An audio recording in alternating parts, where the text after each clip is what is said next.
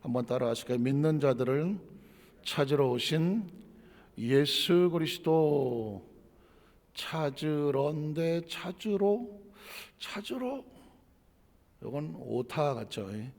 사투리인가? 저도 글자로 보니까 애매하네요, 그죠? 믿는 자들을 찾으러 오신 예수 그리스도. 구약 성경에 보면 하나님께서는 사람을 만나 오실 때, 사람을 찾으러 오셨을 때 분명한 목적과 이유와 사명을 맡기셨습니다. 예를 들면 앞부분을 생략하고 노아를 찾으러 오셨을 때 목적은 뭐였을까요? 노아야, 내가 이 시대를 심판하려고 하는데 새로운 세대의 리더자가 필요하다. 그리고 나와 함께 새로운 생명을 이끌고 가야 될 방주 지을 사람이 필요하다. 그래서 어쩌라고요? 네가 자라. 어떻게 생각하십니까? 성경의 이야기가 도대체 뭘까? 이제 그 방대한 양의 이야기, 엄청나게 많이 등장하는 사람들, 하나님이 무시 펼쳐지는 말씀들, 이게 어떻게 정리가 되나 가만히 생각해 봤더니 하나님은 자기 백성들 어떤 일을 갖고 계셨을 때 사람을 찾아오더라고요. 그 사람을 세우시고 그 사람을 통하여 일하시더라고요. 궁극적으로는 누가 일하십니까? 하나님이 일하시는 것인데 하나님이 세우신 사람이 필요하고요, 통하 일하신 사람이 필요하더라고요. 노아야, 네가 방주를 좀 지어다오. 왜 그걸 내가 지어야 되냐? 그 방주는 너를 위해서 짓는 것이다. 방주를 지어 놓았더니 그 방주가 누구를 살립니까? 나도 살리고 믿음의 세대를 살리더라는 것이죠. 그렇죠? 그 당시 방주를 짓는다는 게 결코 쉽지 않았을 거라고요. 노아라는 영화를 보시면 아시겠지만 난리, 법석에, 조롱에, 핍박에, 가족들이 아내와 자식들이 우리 남편이, 우리 아버지가 정신이 나갔나 별 소리를 다 들어가는 가운데도 그럼에도 불구하고 노아는 끝끝내 그를 지어야 된 이유가 뭘까요? 하나님이 세우시고 통하여 만드신 사명이잖아요. 그리고 이 사명이 나를 살리고 내 가족을 살리고 하나님께 살리고 싶어 하나님의 공동체를 살린다. 하나님은 우연하게 말하지 않습니다. 하나님은 절대 우연이 없습니다. 필연이라는 것이죠. 그 세대가 지나고 나니까 아브라함을 선택하여 이 젖과 꿀인 약속의 땅. 그게 약속의 땅인 그게 무슨 말인가? 이스라엘 백성들에게만 해당이 되는 그런, 지금도 젖과 꿀이 흐르는 The Promised Land를 약속의 땅이라고 말하거든요, 이스라엘 백성들에게. 그래서 이스라엘 백성이 약속된 약속의 땅인 줄만 알았지 왜 약속이라는 단어를 거기다 붙였나 했더니 보니까 하나님이 자기 백성들을 선택하여 부르셔 세우실 때는 반드시 약속의 땅이 있더라고요. 가나안에 지금 성지순례를 가서 거기가 약속의 땅인 것이 아니라 예수 그리스도를 말미암아 그 마음 사람, 약속의 품은 사람들 그 심령 속에 가나안 땅에 있는 것이죠. 그래서 가나안 땅은 밖에 있는 것이 아니라 어디에 있다? 내 안에. 예수를 구주로 믿고 내 안에 하나님의 약속을 믿는 자들에게는 이 안에 가나안 땅에 있는 것이고 내 안에 젖과 꿀이 흐르는 하나님의 약속이 흐르고 있다는 사실은 기억하시기를 주님의 이름으로 축원합니다. 아브라함을 선택했을 때 바로 그래서 네가 이제는 믿음의 조상이 좀 되어주라. 네가 믿음의 조상이 돼서 너로 인하여 많은 민족이 복을 받아서 하늘의 별과 그 땅의 모래같이 펼쳐져 나가야 될 텐데 이게 무엇일까요? 하나님의 꿈이잖아요. 하나님의 꿈이고 하나님의 약속 비전이거든요. 그걸 하고 싶은데 처음 출발을 누가 했으면 좋겠느냐? 아브라함, 네가 좀 해줘라는 것이죠. 그건 하나님의 일방적인 선택이었고 세우시고 맡기시는 사명이었습니다. 그래서 믿음의 조상이라는 이름 앞에 아브라함이 들어가고 이삭이 들어가고 야곱이 들어가는 것이죠. 그런데 그 당시 그 가나안 땅은 비옥하지를 못했습니다. 거기서 백성이 늘어날 수가 없어요. 어떻게 하겠습니까? 그 다음에 요셉을 선택해서 요셉아, 네가 좀 힘들겠지만 많은 고난도 따르고 오해도 있고 정말 힘들 거야. 그렇지만 네가 좀 나가서 애굽에 내려가서 먼저 이스라엘 민족이 풍성해질 수 있도록, 번성해질 수 있도록 네가 먼저 가서 자리 좀 잡아줘라. 그래서 요셉이 내려가는 것입니다. 요셉이 내려가서 거기 가서 애굽의 총리가 되어줘. 그건 하나님이 만드시는 거니까. 그런 말미암아 발판에 되어지니까 야곱이 65명의 자기 식솔들을 들고 내려갔습니다. 얼마나 보잘것없고 초라한 것입니다. 남의 집살이 하는 것과 보따리 지는 것 같잖아요. 그러나 가보니 보센 땅이라고 하는 나일강의 비옥한 삼각주 델타 그 지역에 그냥 씨만 뿌리면 나는 그곳에 가서 보호를 받아가면서 고센 땅에서 이스라엘 민족이 번성하기 시작하는, 여러분 성경 보면 알겠지만 수도 없이 번성하며 히브리 민족의 아이들을 얼마나 많이 낳는지 5대 만에 430년 만에 300만이 됐다고 말하지 않습니까? 그러니까 하나님께서는 꿈을 그리고 씨앗을 뿌리기 위해서는 누군가는 조상이 되고, 누군가는 내려가서 자리를 마련하고, 누군가는 가서 어떻게 그 땅에서 번성하게 만들지 않습니까? 이스라엘 민족이 애굽에서 그 번성의 축복을 받지 않습니까? 이 번성하게 되어 있다니까. 한번 따라하실까? 이스라엘 민족은 애굽에 내려가서 남의 집살이 하는 것 같지만 반드시 뭐하게 되어 있다? 번성하게 되어 있는 거예요. 이건 하나님의 약속이라니까요. 이스라엘 민족이 뭐 거기서 무슨 잘 먹고 잘 살아갖고 뭘 어떻게 해갖고 번성한 게 아니라, 이 애굽에 내려갈 때는 이미 60명 몇 명이 내려갔지만 430년 되면 300만 되도록 되어 있다니까요. 이거는. 그래서 요셉을 앉지 못하는 왕이 나타나서 핍박을 주면 핍박받게 되어 있다니까. 왜 되어 있을까요? 왜 나한테 이런 시련이 다가옵니까? 왜 어려움이 다가옵니까? 뭐가 된 거예요? 때가 된 거지. 뭐 할 때가 됐어요? 애굽이 좁아. 여기서 더 이상 발전 못하겠어. 어디로 가냐? 다시 약속의 땅으로 올라가자. 믿으십니까? 그래서 이제 저 전원에 가서 양이나 치고 이제 남은 생에 편안하게 살라고 하는 모세에게 찾아와서, 모세야, 이번엔 네 차례야. 왜 내가 또 가냐고 또 모세가 막 그러잖아요. 이젠 네가 가서 저 이스라엘 300만을 끄집어내야지. 아이 뭐 바로가 뭐 좀 가라면 가라 좀. 어떻게 모세가 가서 이스라엘 백성을 끄집어내서 광야를 통과하냐. 그 광야를 위해서, 광야 시대를 위해서 모세가 준비되지 않습니까? 그러나 모세가 끌고 갑니까? 하나님이 끌고 갑니까? 하나님이 끌고 가는 거예요. 눈치채셨습니까? 저와 여러분은 하나님이 선택하여 세우시고 일하시기 위해서 세워놓은 하나님의 동역자와 같으면, 그러면 그건 누가 끌고 가시느냐? 하나님이 끌고 가시는 거지. 그 저와 여러분 여기까지 어떻게 왔냐면 뒤돌아보자고요. 우리가 살아왔습니까? 하나님이 살게 하셨습니까? 살게 하신 거예요. 그럼 여기에 대한 확신이 생기고 믿음이 생겨나면 우리의 미래를 염려할 이유가 있다 없다? 없어요. 염려할 이유 전혀 없습니다. 아무것도 염려하지 마라, 걱정하지 마라, 두려워하지 마라, 놀라지 마라. 너는 이 말씀을 마음판에 새기고 주야로 묵상하여 그것을 지켜 행하며 좌우로만 흔들리지 말아요. 좌우로만 흔들리지 마라. 그러면 내가 어떻게든 너와 함께 할 것이며 내 길을 평탄하게 할 것이며 너를 해할 자가 없으며 결단코 너를 대적할 자가 없으리라. 네가 밟는 믿음의 땅을 내가 이미 너에게 주었노라. 이게 누구예요? 여호수아잖아. 모세 시대가 지나고 나니까 이번에 여호수아를 보자. 여호수아야, 이번엔 네 차례야. 제가 뭘요? 네가 이제 모세의 뒤를 이어서 여기까지 왔잖아. 그 다음엔 어디로 가야 돼요? 가나안 땅을 점령해야지. 점령을. 그 모세도 없는데 내가 모세와 함께 했다고 해서 너와 같이 있어주면 되지. 이때까지 이 백성을 누가 끌고 왔냐? 하나님이 끌고 오셨죠. 그러면 내가 너를 왜 세우겠냐? 뭐 일할 게 있겠죠. 뭘 하겠느냐? 가나안 땅 점령해라는 것이.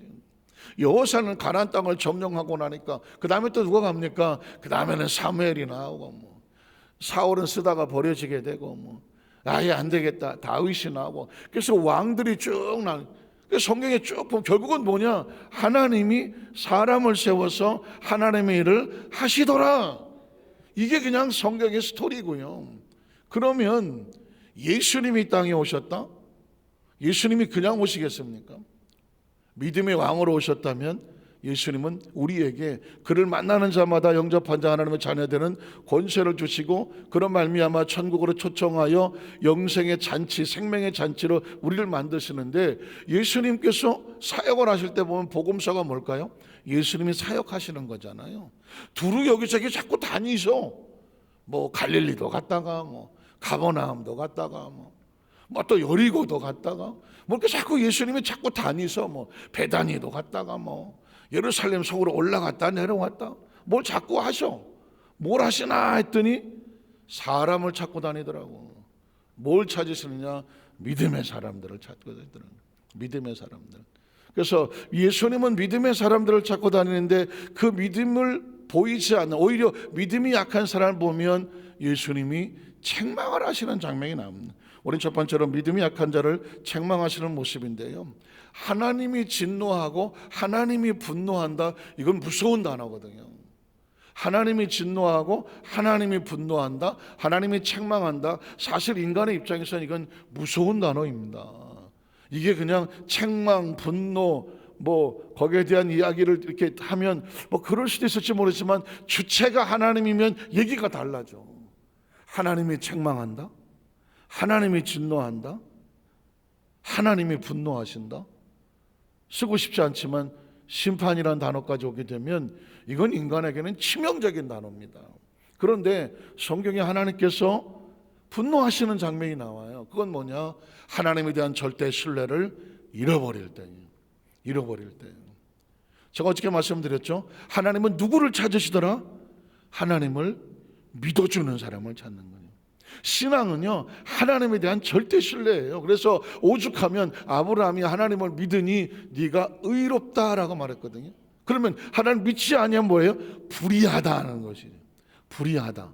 그게 죄라는 거죠. 믿음으로 하지 않는 것이 죄지, 나쁜 짓이 죄가, 물론 나쁜 짓도 죄야. 그러나 하나님 앞에서는 믿음으로 하지 않는 게 불의요, 죄야.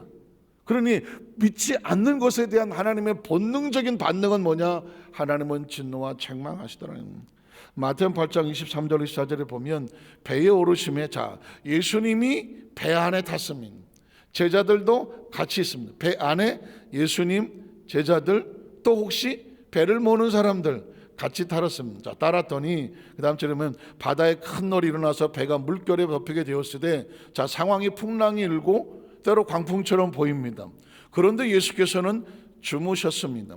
자, 그랬더니 그 다음 절에 보면 그 제자들이 나와 깨우며 이르되 주여 구원하소서, 우리가 죽게 되었습니다.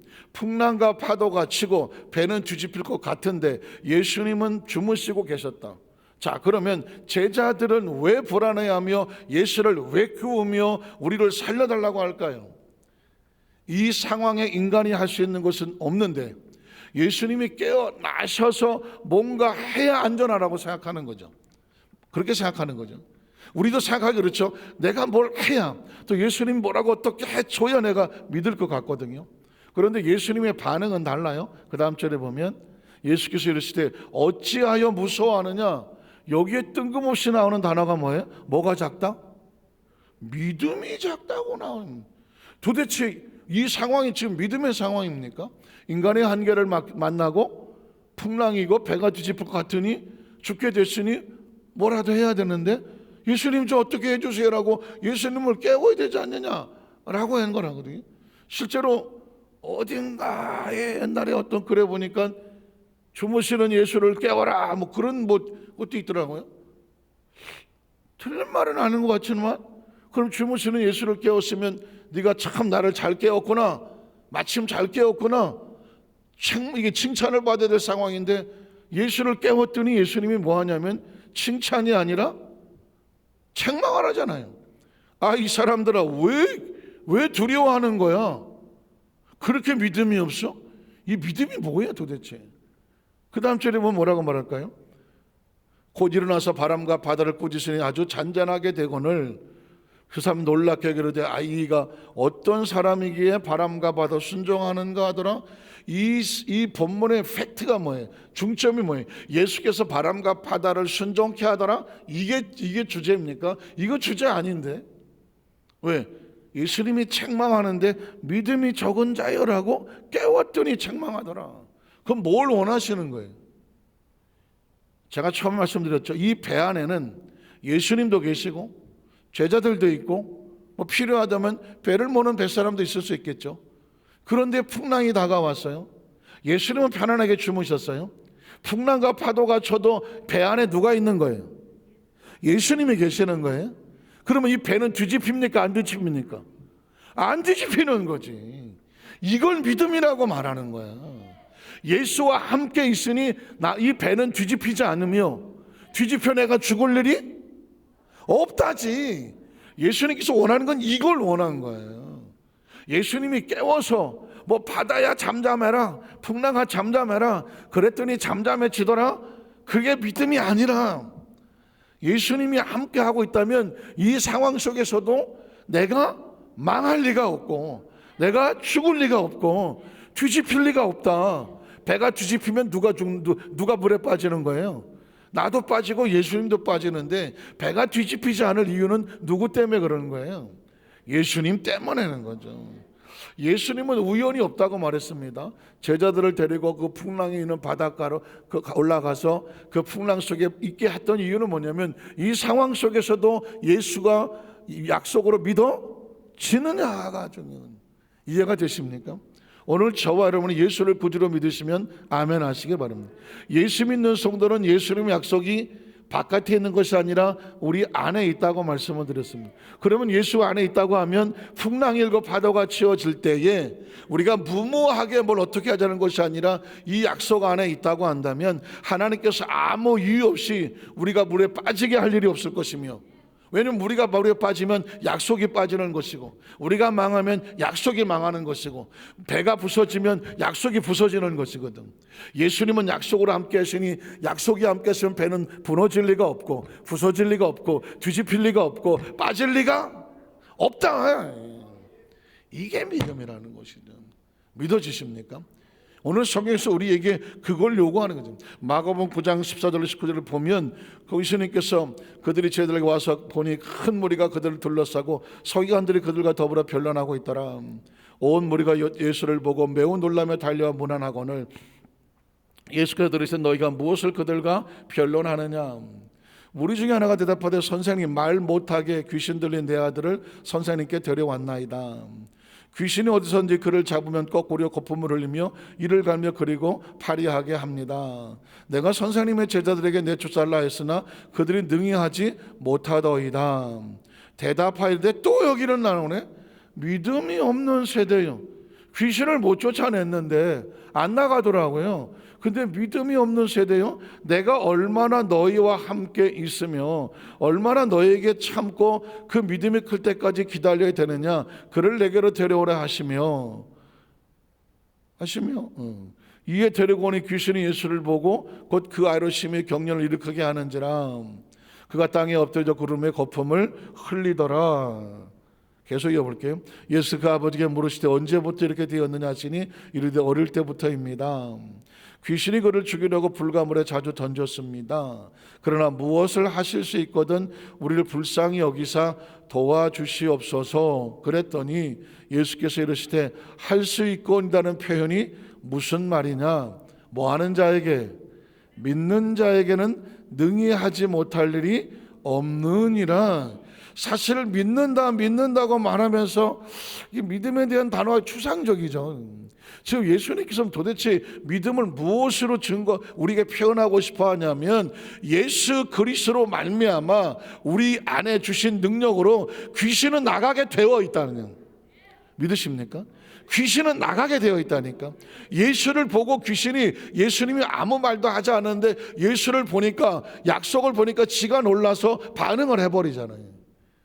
우리 그리스도인들은 예수가 아니잖아. 우리가 예수님이 아니잖아. 그러나 우리가 예수는 아니나 우리 안에 뭐가 있느냐? 예수님의 약속과 능력과 이름과 권세가 있잖아.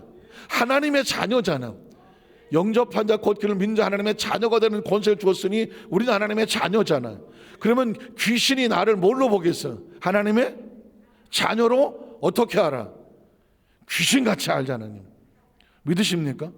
귀신같이 알잖아. 그냥 지가 알아서, 귀신 하나님의 자녀가 오면 귀신은 지가 알아서 반응할 거잖아. 근데 내가 하나님의 자녀인지를 확신하지를 못해. 귀신 앞에 두려워 떨며 내가 불안해하면 귀신이 나갑니까? 안 나갑니까? 나가고 싶어도 못 나가. 왜? 자기를 쫓아낼 권세와 능력이 안 보여. 이해가 되십니까? 한번 따라하시죠. 하나님의 자녀는 귀신이 보고 알아서 나간다고 생각해요. 그러니까 내 안에 뭐가 있어야 돼? 난 하나님의 자녀다. 예수 그리스도를 말미암아 하늘과 땅의 권세는 예수가 우리에게 뱀과 전과를 쫓아내며 원수의 모든 능력을 제할 권세를 이미 너에게 주었으니 너희를 해할 자가 결탄코 없으리라. 예전에 제가 축사 사역을 한번 한 적이 있는데 이러더라고. 날 촉탁보더니 좀 센데? 지금도 기억이 나요. 야, 좀 센데? 그 말은 뭔지 아십니까? 약한 것도 많이 봤다는 거죠. 약한 것도 많이 봤다는 거예요. 그러니까 딱 보고 이래야 돼. 귀신 들린 사람이 센데? 하고 지가 도망을 가야지. 왜 귀신이 알아보고 해야지. 딱 봤더니 네가 날 쫓아내? 아이고, 귀신이 덤벼들면 어떻게 되는 거예요? 그건 뭐가 참 있을까요? 내 안에 절대 믿음이거든. 제가 4차원의 신앙과 절대 믿음에 관해서 끊임없이 강하게 설교할 때였어요. 그랬더니 와서 이러더라고. 좀 센데? 나가 이 새끼야. 아니에요. 이게 무슨 싸움이냐면 귀신을 놓고도 그 제자들이 이걸 못하고 있으니까 예수님께서 그건 믿음이 없는, 도대체 믿음이 뭐야? 네가 하나님의 자녀야. 귀신이 널 보고 도망가게 되어 있다니까. 개들도 짐승들도 사람의 공포 냄새를 받는다고 하더라고요. 사람이 공포를 갖지 않으면 짐승이 도망가지만 사람이 벌써 공포를 가지면 그 공포 냄새를 맡고 덤벼 들어오는 거거든요. 공격은 귀신도 우리에게 공포 냄새를 맡는다니까. 이 귀신을 두려워하는지 귀신을 대적할 수 있는 믿음을 가지고 있는지를 누가 안다? 귀신이 알아. 제자들이 지금 귀신 드는 사람을 쫓아내려고 하면서도 뭔가 이 사람들의 마음속에 그 절대 확신이 없는 거잖아요. 그러니까 예수님께서 하도가 어이가 없으니까 이건 할 수 있거든의 문제가 아니라니까 믿음의 문제고, 믿음이란 뭐냐? 내 안에 하나님의 자녀된 권세가 있음으로 말미암아 귀신을 넉넉히 쫓아내며 마귀를 대적하라. 그러면 저가 피하리라는 거죠. 이게 안 되는 사람을 보고 예수님께서 어떻게 하냐면 가슴을 치고 진노하고 책망하시더라는 것입니다. 자, 그러면 두 번째로 믿음이 강한 자를 도두로 찾은. 그래서 예수님은 뭐냐? 이 땅에는 두 종류 사람이 있는 거예요. 불신자 제껴놓고 믿음이 약한 자와 믿음이라는 관점으로 볼 때 믿음이 강한 자라고 말하는 겁니다. 그래서 여러분 오늘 본문의 중요한 포인트 읽어만 볼게요. 마태복음 8장 5절 7절에 보면 예수께서 가버나움에 들어가신. 자, 들어가시면 또 뭘 하시려고 하는 거죠? 한 백부장이 나와 간구하여 이르되 주여 내 안에 중풍병으로 주변에 누워 몹시 괴로워하나이다. 자, 이 문제는 중풍병을 고칠 생각인가? 이르세 내가 가서 고쳐주리라. 치유사역같이 보이죠? 백부장이 대답하여 이르되 주여 내 집에 들어오심을 나는 감당하지 못하겠사오니 다만 말씀으로만 하옵소서. 그럼 내 한이 낫겠습니다. 말씀의 능력인가? 그 다음 절에 보면 나도 남의 수하에 있는 사람이요 내 아래도 군사가 있으니 이더러 가라면 가고 저더러 오라고 하면 내 종들이 그 사람은 합니다. 예수께서 들으시고 반응이 뭐냐면 놀랍게 여겨. 제가 전에 설교 때는 했죠. 먼저 성경은 기이히 여겼다고. 기이 보통도 아니고 평범한 것도, 이거 상상할 수 없는 예수님의 충격을 말하는 건데 놀랍게 여겨 다른 자들에게 이르시되 내가 진실로 너희에게 이르노니 이스라엘 중 아무에게도 이만한, 이건 믿음의 사건인 거예요.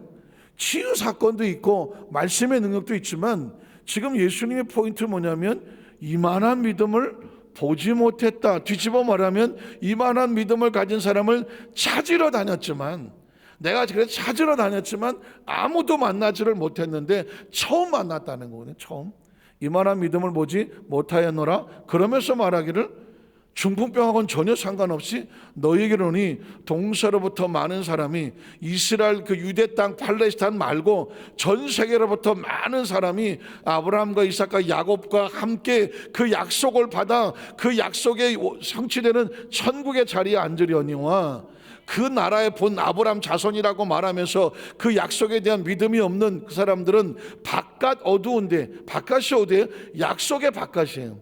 천국은 약속이 있는 것이고 지옥은 뭐냐? 약속 바깥이에요.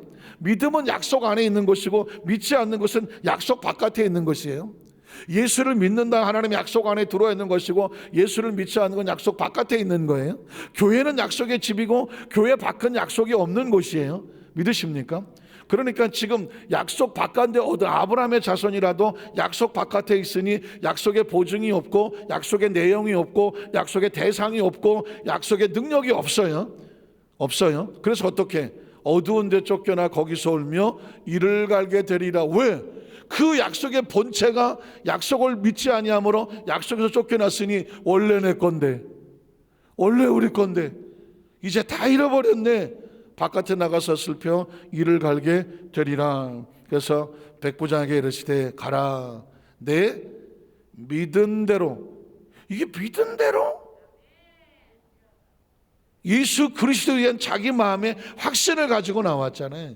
확신은 어디서 생깁니까? 약속에서 생기는 거예요. 누가 약속을 해줘야 내가 확신이 생기지. 추상적으로 나는 그렇게 혼자 믿습니다. 혼자 믿어도 약속이 안 돼요. 하나님이 말씀하셔도 약속이 안 돼. 약속은 쌍방이 해야 되는 거잖아요. 하나님이 약속하셨으면 그 약속이 내 약속으로 내가 약속이 나에게 효력이 나타남을 믿습니다. 그래야 효과가 나타나는 거죠. 말씀을 정리하기를 원합니다.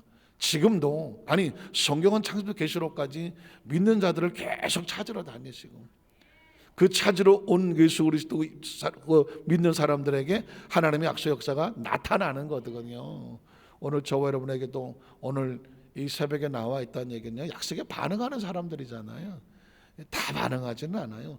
유대인들 아브라함 자손도 통째로 날아갔는데 통째로 땅 끝은 딴 것이 아닙니다. 이스라엘 땅을 땅 끝이라고 말하게 돼요.